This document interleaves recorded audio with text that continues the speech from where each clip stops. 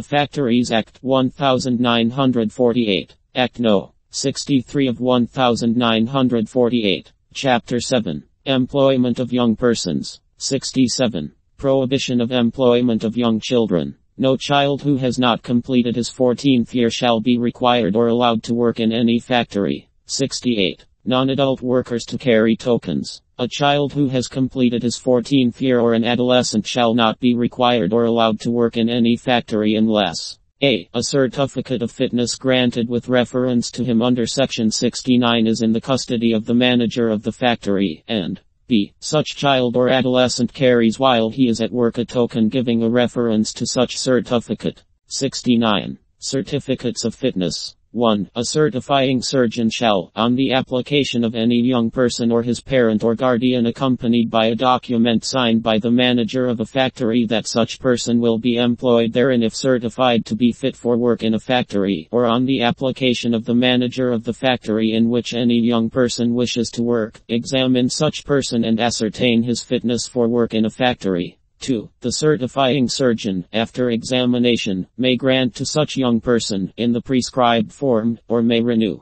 a certificate of fitness to work in a factory as a child, if he is satisfied that the young person has completed his 14th year, that he has attained the prescribed physical standards and that he is fit for such work. B. A certificate of fitness to work in a factory as an adult, if he is satisfied that the young person has completed his 15th year, and is fit for a full day's work in a factory. Provided that unless the certifying surgeon has personal knowledge of the place where the young person proposes to work and of the manufacturing process in which he will be employed, he shall not grant or renew a certificate under this subsection until he has examined such place. 3. A certificate of fitness granted or renewed under subsection 2. A. Shall be valid only for a period of 12 months from the date thereof. B. May be made subject to conditions in regard to the nature of the work in which the young person may be employed, or requiring re-examination of the young person before the expiry of the period of 12 months.